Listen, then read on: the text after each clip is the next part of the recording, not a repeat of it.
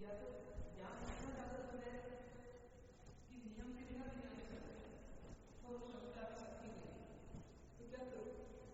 ज्ञान से सोचो और फिर नियम से अपने अंकुश लगा लो और दोनों की कॉम्बिनेशन अपने आप को ढालते जाओ, तो हम बचेंगे उन कार्यों से। और फिर जैसे कहां से गड़बड़ होती है? संगति से गड़बड़ होती है। तो संगति से सुधार करो। सबसे बड़ी गड़बड़ संगति से ही होती है। तो उस संगति में नहीं जाना, इसमें आपको नुकसान होता है। इसलिए कभी कभी संगति बनाना अपने हिसाब से, ऐसे फ्रेंड्स बनाना जो अपने हिसाब से अच्छे कार्यों में लग सके, प्रेरणा देने पर लग जाए, तो हम गरित कार्यों से बचेंगे। इसलिए मार्गानुसारी के गुण जो है ना, ये ओवरऑल भी देखें तो अपने को गंदे कामों से बचाने के लिए है। जैसे इसमें कहा कि कहाँ निवास करना, सदाचारियों के साथ रहना, फिर कोई गलती हो जाए, मतलब किसी ने उपकार किया तो उसके प्रति कृतज्ञता का भाव रखना, ये सब यदि हम प्रैक्टिस करेंगे इनकी, तो गरित कार्यों से अपने आप बच जाएंगे। अब कई लोगों ने क्या करा कि कभी कभी गलत काम से बच गए, जिससे कर्जा नहीं लिया। मेरे पिताजी बोल के गए थे कि बेटा कर्जा का ही मत लेना, और पाल रहे हैं। पालने से क्या हुआ कि जो दोस्त यारों ने लोन लिया और फ्रॉड किया और बाद में बदनाम हुए ना, उससे बच गए, क्योंकि मेरे पिताजी ने कहा था। तो ये कृतज्ञता है कि मेरे पिताजी का इतना उपकार है, तो क्या मैं एक आज्ञा का पालन नहीं कर सकता? जरूर करूंगा। अब क्या हो, उस कृतज्ञता के भाव ने भी उनको और ऊपर उठा दिया स्वयं। तो कुल मिलाकर के ये जितने मार्गानुसारी के गुण हैं, ये अपने जीवन को उठाने के लिए, गरितों से बचने के लिए, ठीक है।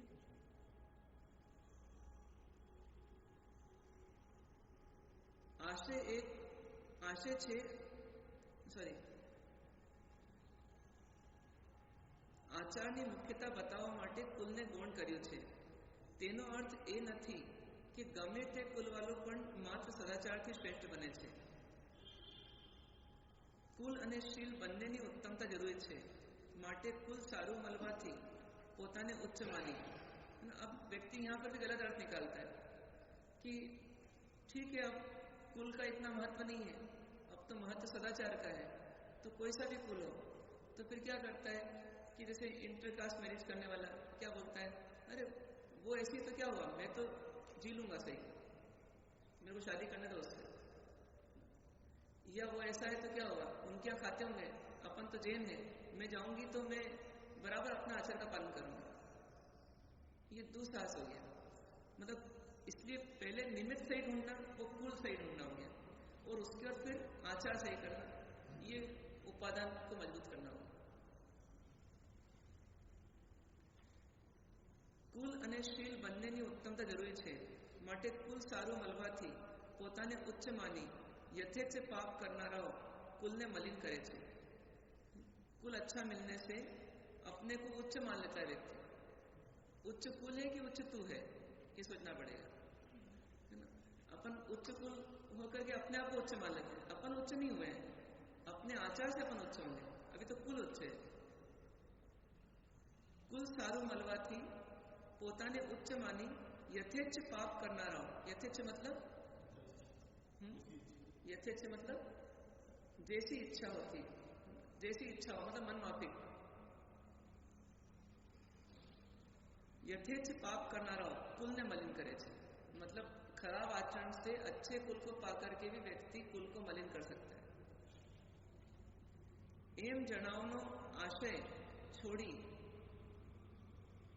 उपलग अर्थ ने पकड़ी कुलनी काई महत्ता नथी, सदाचार ज प्रधान छे, एवो अर्थ अहीं करवानो नथी। मतलब कुल का कोई महत्व नहीं है, आचरण का ही महत्व है।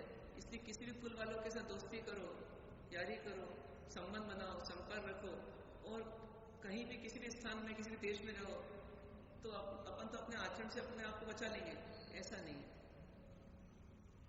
क्योंकि अभी निमित्ताधीन वृत्ति है हमारी, निमित्त के अकॉर्डिंग बहुत जल्दी ढल जाते हैं। विशेष करके पतनकारी जो निमित्त मिलते हैं उसमें हमारा बहुत जल्दी पतन हो जाता है। तो इसलिए हमारे को बहुत सतर्क रहना कि जहाँ पौधा कमजोर हो तो भैया ट्री गार्ड लगाओ, जहाँ पौधा मजबूत वृक्ष बन जाए फिर ट्री गार्ड की जरूरत नहीं है। और ट्री गार्ड लगा दिया तो सिंचन की आवश्यकता नहीं है, खाद पानी की आवश्यकता नहीं है, ऐसा भी नहीं, दोनों काम करना पड़ेगा, ट्री गार्ड भी लगाना पड़ेगा और साथ में सिंचन भी करना पड़ेगा। ऐसे निमित्त भी अच्छा रखना पड़ेगा और साथ में आचरण स्वयं का अच्छा बनाना पड़ेगा।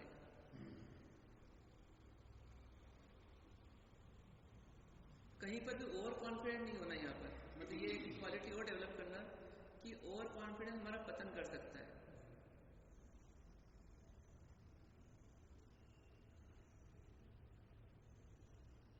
જગતમાં એવો વ્યવહાર છે કે થોડા દુઃખના યોગે ઘણા સુખોને પણ કિંમત વિનાના મનાવાય છે।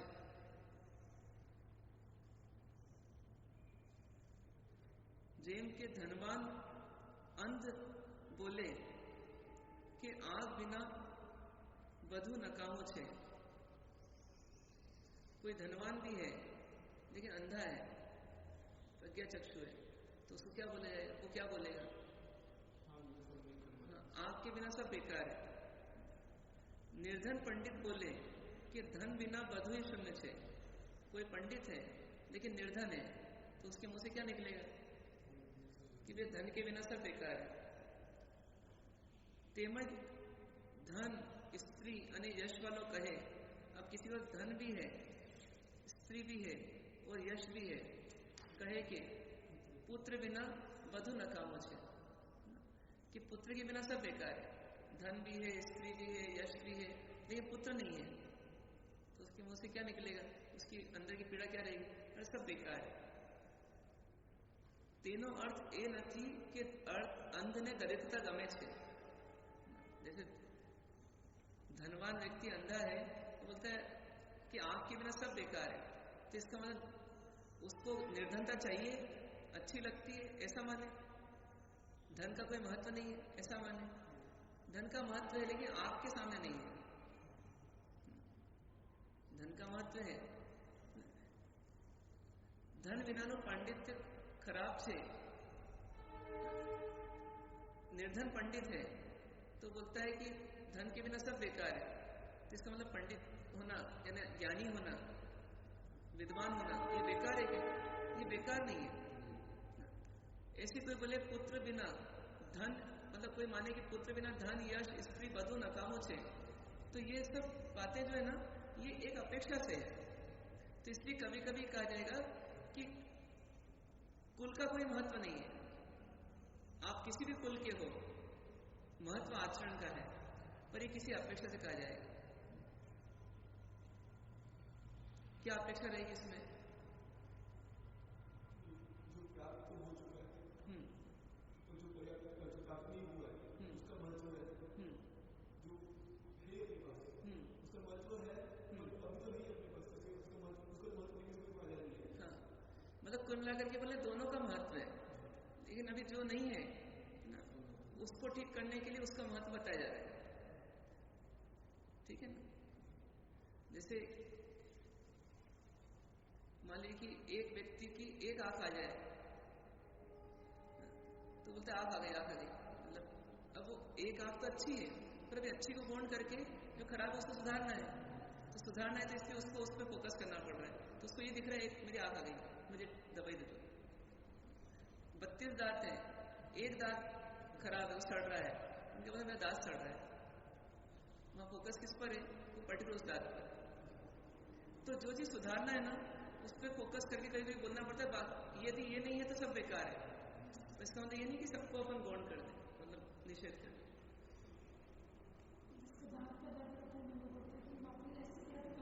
हाँ हाँ हाँ, तो इसका मतलब उसको बाकी सब पीड़ा स्वीकार है ऐसा नहीं, वो चाहते ये पीड़ा ही मेरे निकल जाए। वस्तुतः जे ખૂટે છે તેના અભાવમાં મળેલું વધુ જેમ નકામું ભાસે છે,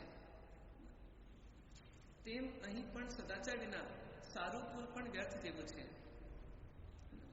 जो कमी है अपनी, उसको दूर करने के लिए बाकी सब उपलब्धियां जो है वो बेकार हो रही है, इसलिए उस कमी को फोकस किया जा रहा है। तो ऐसे ही यहाँ पर बोल रहे हैं कि कुल आदि सब अच्छे हों, लेकिन सदाचार नहीं जीवन में तो सब बेकार है। इसका मतलब व्यक्ति दो तरह जैन बनेगा, एक कुल से जैन और एक सदाचार से जैन। एक कुल से संयमी, कुल से कर्तव्यरक्षी, है ना, कुल से साधु, और एक आचरण से साधु। तो अपन सोचे अपन किससे हुए हैं तो पता पड़ेगा अपना। एम समझ वालों છે કુલ ભલે ગમે તે હોય તો પણ એક સદાચારથી ચાલે એ અર્થ નથી, अर्थात બંનેની महत्ता सरखी છે। कुल मिलाकर के वही वाली बात। तो अपने को क्या करना है, इसका सार क्या निकला पूरा उसका, कि पहले तो सबसे पहले कुल अच्छा सिलेक्ट करो जहां तक अपनी स्वतंत्रता है। कुल मतलब संगति, सराउंडिंग, निमित्त, संस्कृति वगैरह जो मिलती है अपने को बाहर से, पहले वो अच्छी चुनो और कॉन्फिडेंस में मत आओ कि मैं तो अच्छा नहीं लूंगा। और उसके बाद फिर क्या करो, फिर अपने आचरण को अच्छा करो। आचरण को अच्छा करने का तरीका क्या है कि कोई भी कार्य के बारे में ज्ञानपूर्वक सोचो। कितना सोचो, तो वर्तमान में क्या फल मिलेगा उस कार्य करने से वो भी सोचो, और भविष्य में क्या फल मिलेगा ये भी सोचो। और यदि ज्ञानपूर्वक देखने पर वो चीज नहीं करने योग्य है तो बार बार अपना चिंतन का अभ्यास करके अंदर में उस बात को पक्का करो, स्टेबल करो कि ये गलत ही है, गंदा काम ही है, मुझे नहीं करना है, मुझे छोड़ना ही है। और फिर संकल्प आदि लेकर के शुरुआत में प्रैक्टिस करो, और अंत में जाकर के फिर क्या करो, फिर संकल्प की आड़ छूट भी जाए तो तब तक अपने आप को इतना मजबूत बना लो कि स्वयं होकर के निमित्त आ जाए खराब काम कराने वाले, तो भी हम गंदा काम नहीं करें, इतना मजबूत बना लो। ये ध्यान रखना है। अब ये गंदे जो काम है ये दो तरह के होते हैं। एक जिससे पूरी दुनिया द्वेष करती वो भी होते हैं, तो द्वेष वाले कार्य भी गंदे होते हैं कई बार, और राग वाले काम भी गंदे होते हैं कई बार। अपने को अक्सर क्या लगता है, राग वाले काम गंदे नहीं है, द्वेष वाले काम गंदे हैं। जैसे विष्ठा में हाथ डालना ये तो गंदा लगता है, लेकिन पाउडर लगाना, लिपस्टिक लगाना, श्रृंगार करना, तड़कीले भड़कीले वस्त्र पहनना, ये कहाँ गंदा लगता है, ये तो मॉडर्नाइजेशन लगता है। तो ये क्या हो गया, ये राग वाली आइटम्स को हम गंदा मानते ही नहीं है।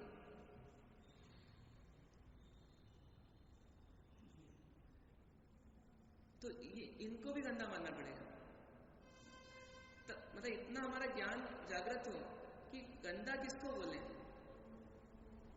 तो जो वर्तमान में दुख दे वो तो गंदा बोल देते हैं, विष्ठा में हाथ डालेंगे तो स्मेल खराब आएगी, ये तो संसार की अपेक्षा गंदा हुआ। लेकिन हमारे को ये सोचना है कि भैया पाउडर लगाएंगे, श्रृंगार करेंगे तो शरीर लक्ष्य बनेंगे, शरीर के प्रति आसक्ति बढ़ेगी, और कभी कभी हो सकता है अब्रह्मचर्य की वासना भी बढ़े, कारण से फिर कार्य तक पहुंचे, तो ये कहीं ना कहीं हमारे लिए खतरनाक काम हो सकता है। इसलिए भैया बचना है अपने को। तो ऐसा अपने को सोचना पड़ेगा हर काम में। ये राग वाले काम कहाँ गलत रहेंगे हमारे। जैसे साधु है, वो प्रवचन हो रहा है और वो गिनती गिने कितने श्रावक आए, ये कौन सा काम है, अच्छा काम है गंदा काम है? तो ऐसा लगना चाहिए गंदा काम है, मैं क्या भिखारी हूं, लगना चाहिए, या भीख मांगने आऊंगे यहाँ। अरे भाई गरज मेरी है कि उनकी है, तो मैं क्यों संख्या गिनूं। मतलब ऐसा अपने अंदर में भाव होना चाहिए। यदि मन में भी भाव आया गिनती गिनने का, लगना चाहिए अपने अंदर वो चलना चाहिए द्वंद्व कि आखिर मैं क्या कर रहा हूं, किसकी दीक्षा ली। अरे स्वाध्याय बोल रहा हूं इसको मैं, तो इसमें स्व को ही देखना है। पर तो मजबूरी है, पर तो एक मेरे लिए उपकारी है, इन 10 लोग भी आए तो मेरे लिए उपकारी, मेरा स्वाध्याय का में समय बीतेगा, इसलिए उपकारी है। तो एक अंदर में चिंतन चलना चाहिए गंदे कामों करते हुए, तो फिर हम बचेंगे इन गंदे कामों से, नहीं तो बच नहीं पाएंगे। आंधी इतनी जोरदार है कि गंदा माल भी अच्छे पैकिंग के साथ बिक रहा है और हमको आकर्षित कर रहा है। उसमें बह रहे हैं।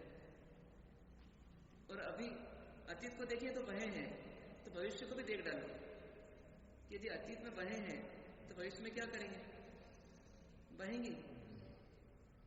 यदि बचना है तो फिर हमारे को संकल्प बढ़ाना ही पड़ेगा अपना, तो काम होगा हमारा, नहीं तो बच नहीं पाएंगे।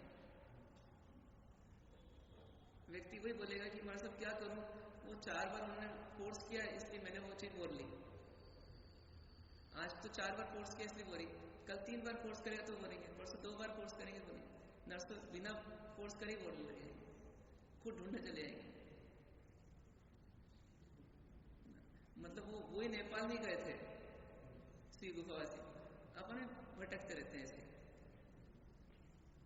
तो इसलिए हमारे को वो सोच करके जीवन को चलाना पड़ेगा, नहीं तो ये मार्गानुसार के गुण खत्म होंगे ना तो बाकी तो आप संयम जीवन तो दाव पे लग ही गया कि ये गुण होंगे तो संयम जीवन पलेगा, ये गुण नहीं होंगे तो संयम जीवन भी नहीं पलने वाला। तो क्या निष्कर्ष निकला आज का?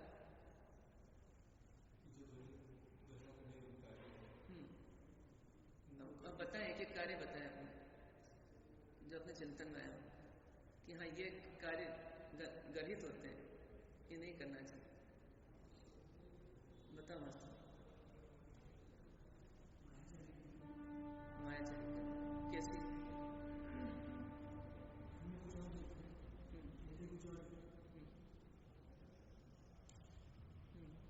तो इसका चिंतन क्या चलना चाहिए अंदर?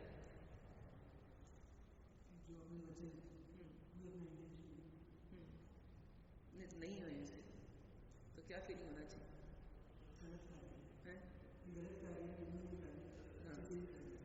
अब हमने सोचा कि गलत काम है, निंदनीय काम है, और फिर वापस हम बस सोचा आगे बढ़े, अब वो कब तक असर करेगा? हाँ, तो मतलब ऐसा हो गया कि आग को बुझाने के लिए छींटे डाले और फिर बस वापस घी डालना चालू कर दिया। और यूं भी सोचो कि आग को बुझाने के लिए यदि मान लो कि 1 पीपा घी डालें या 1 लोटा घी डालें और 1 लोटा पानी डालें, तो कोई भी आग हो तो बुझने की संभावना कितनी माने और उफलने की संभावना कितनी माने? अभी तो हम बराबर बराबर डाल रहे हैं तो भी आग भड़कने की संभावना ज्यादा है, बुझने की संभावना बहुत कम है।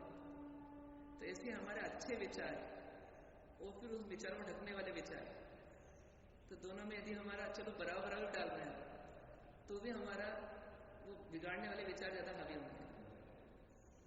इसलिए क्या है कि हमको सिर्फ विचारों को इतना नहीं करना कि वो विचार रह जाए, विचारों को वहां तक ले जाना कि सिर्फ विचार जो है वो हमारी जागृति में आ जाए, सतत और सहज। तो हम मतलब वास्तव में उस पर जी पाएंगे, नहीं तो बहुत जल्दी फेल हो जाएंगे। हाँ, और आप बताओ कोई पॉइंट? रात को उपाश्य से बाहर निकलना,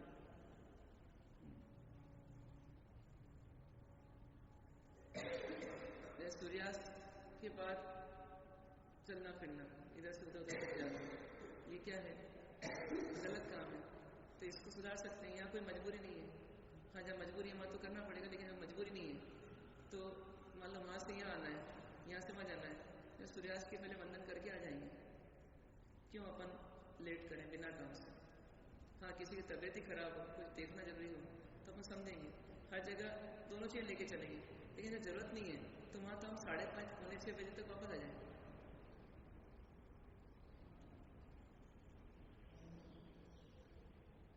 हो सकता है। हाँ, और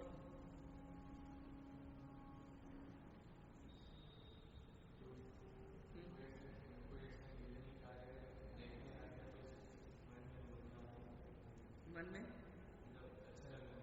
हाँ जैसे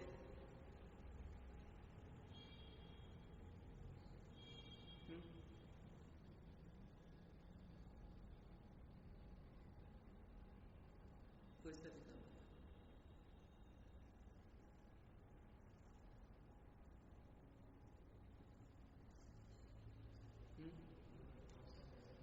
एकाध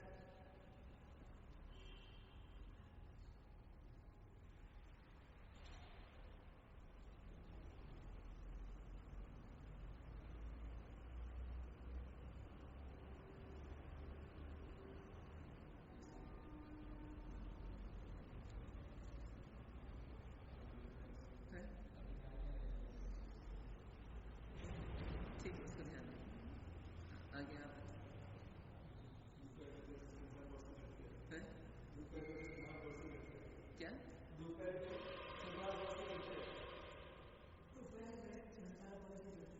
हाँ, बिना संतरा परसी किए तो गलत काम लगना चाहिए। तो उसको क्या करना चाहिए? नींद आ रही है ना तो उसका सेवा बढ़ा दो, ये वो अच्छी चलेगी ना, है? दूसरे की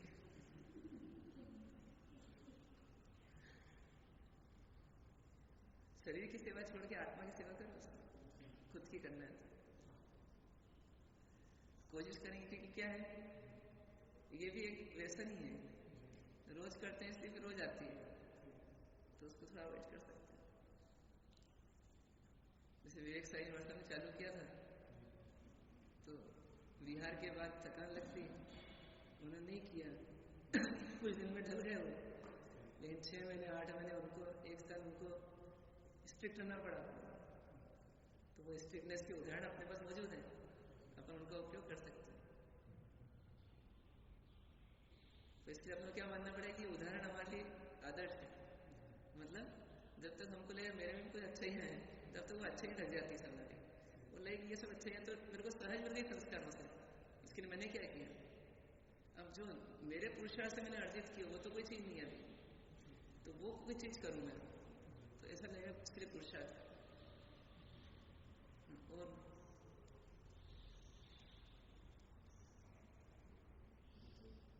कोई भी क्रिया है, कोई भी कार्य है, तो करने से पहले एक बार उसके बारे में सोचे कि साधु जीवन करने के लिए है नहीं, और इससे दूसरों पे भी क्या कहता है। अब जैसे क्या है कि यदि अब किसी ने आधे घंटे 1 घंटे भी स्वाध्याय नहीं किया दिन भर में, तो ये उसके लिए निंदनीय हुआ कि प्रशंसनीय हुआ? निंदनीय हुआ, क्योंकि साधु जीवन आने के बाद स्वाध्याय नहीं करना, ये वास्तव में देखा जाए तो मतलब बहुत बड़ा दोष है। स्वाध्याय नहीं रहेगा तो ध्यान कैसे होगा? फिर ध्यान में भी अस्वाध्याय चलता रहेगा, तो धीरे क्या है, स्वाध्याय से भी जाएंगे, ध्यान से भी जाएंगे, और फिर जिनसे स्वाध्याय मिलता है, जिनसे ध्यान की प्रेरणा मिलती है, उनकी प्रति भक्ति भी खत्म हो जाएगी। तो भक्ति, स्वाध्याय, ध्यान तीनों छूट गया, तो फिर तीनों बचा क्या? कारण नहीं रहेगा तो कार्य कैसे होगा? अभी जैसे अपन भक्ति करते हैं, ये भक्ति अभी जो है, जैसे अभी आप लोग करते हैं भक्ति, अब इसमें क्या होता है, संगीत का महत्व ज्यादा हो जाता है। होता है संगीत का महत्व, अच्छे ढोल वोल बजते हैं तो अच्छा लगता है कि लगता है? परमात्मा भी इसमें देखा देते हैं,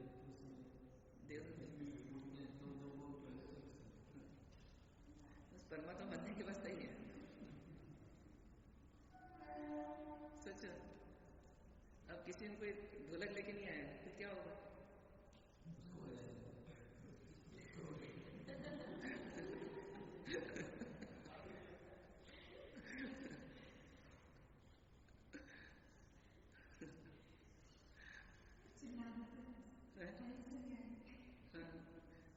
तो सोचो ये सब हमारी पतन हो रहा है कि उत्थान हो रहा है? सोचो बहुत गंभीरता से। कभी जाने का मना कर दिया, क्या होगा? है मन उदास होगा। तो ये सब चीजें हमारी कमजोरियां बनती जा रही है। आए दूसरों को सुधारने के लिए, वो बिगड़ कौन रहा है? अपन ही बिगड़। ये हाँ, सबसे टेढ़ा काम। और वो किसके लिए लिखा हुआ है? आने वालों के लिए, जो यहाँ रहते हैं उनके लिए नहीं है। मतलब बता रहा हूँ कि परलक्ष्य हो जाते हैं हर चीज। अब जैसे दूसरों क्या प्रेरणा देते हैं, जैसे मैं आपको क्या प्रेरणा, स्वाध्याय करना चाहिए रोज, ध्यान करना चाहिए रोज, और मेरा आता पता नहीं। तो ये स्थिति हो रही है, ये पतन है अपना, और ये बड़ा पतन है, क्योंकि सब बीमारियों की जो दवाई है वो ज्ञान है, या और ज्ञानी जब परलक्षी हो जाता है तो फिर वो अब दवाई नहीं बची अपने लिए, तो लाइलाज बीमारी हो गई। इसलिए क्या है कि जैसे शुरुआत में क्यों बोलते हैं कि अभी समझाना बंद करो, पहले अंदर तक तो उतारना चालू करो, पहले समझना चालू करो, क्योंकि अपन समझाने में माहिर हो गए, फिर समझने के द्वार बंद हो जाएंगे, और समझने के द्वार बंद हो जाएंगे तो फिर अंदर में कोई सेंसेशन नहीं रहेगा, कोई संवेदना नहीं रहेगी, फिर ऊंचा ऊंचा ज्ञान और अपने लिए काम करने ऐसी वाली बात हो जाएगी। इसलिए क्या है कि दूसरों की काउंसलिंग करना, दूसरों को सुधारना, समझाना, ये करना, लेकिन साथ में अपने आप को जोड़ सके तब तो अपने लिए सफल है, नहीं तो वो हमारे लिए और बाधक है। इन सब चीजों को ध्यान में रखना, ठीक है ना। तो आज अपना क्या करना, आज अपने को सावधानी रखना दिन भर में कि कम से कम शाम को 10 मिनट चिंतन करेंगे अपन इंडिविजुअली कि मैंने आज कौन कौन से गणित कार्य किए, और उन गणित कार्यों को उसमें विचार भी नहीं किया जिसका मेरे को शाम को विचार आ रहा है।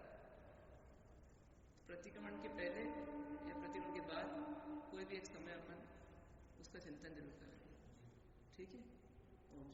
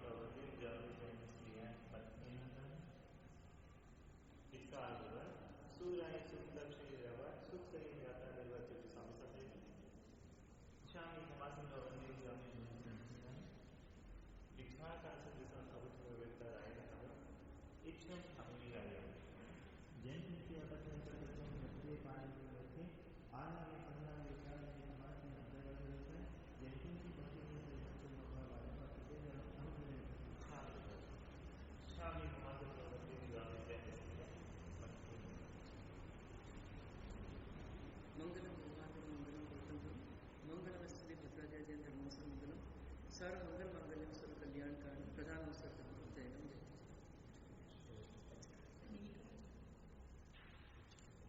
उग्रसेन अवकाश से मुख्यमंत्री तंत्र आसमान पारण उग्रसेन अवकाश में 4 4 मुख्यमंत्री तंत्र आसमान पारण